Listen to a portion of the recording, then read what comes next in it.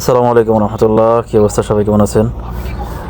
আজকে যে বিষয়টার উপর কথা বলবো সেটা হচ্ছে abrasive blasting equipment set up সম্বন্ধে। আপনারা এখানে অলরেডি একটা ছবি দেওয়া আছে, দেখতে পাচ্ছেন। তো এখানে কি কি ইকুইপমেন্ট আছে সেটার নাম বলবো। আর একটা ইকুইপমেন্ট মিসিং আছে,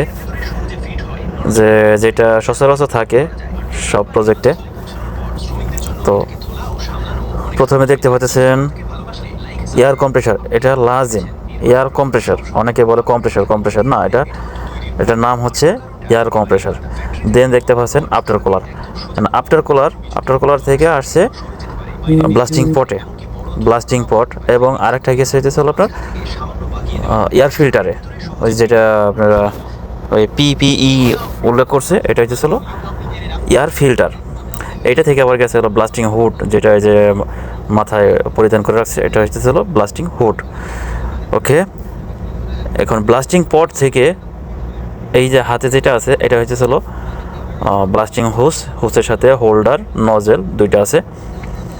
তো এখানে ব্লাস্টিং হয়। ওকে, তারপরে দেখতে পাচ্ছেন ওই সাইডে বস্তা যেটা আছে, এটা হচ্ছে এটার ভিতর মধ্যে হচ্ছে গার্নেট অনেক প্রকার আছে। সচরাচর যেটা থাকে এটা লাল বালি, আমরা লাল বালি বলি, অনেকে যারা নতুন আছে তারা লাল বালি বলে। তো এটার নাম হচ্ছে মূলত 3/60 গার্নেট। ওকে, তারপরে আছে silica slag, copper slag, nickel slag, dry ice. Okay, আরও দু একটা আছে। তো এই হচ্ছে এই পিকচারটার বর্ণনা। ওকে, আশা করি সবাই বুঝতে পারছেন।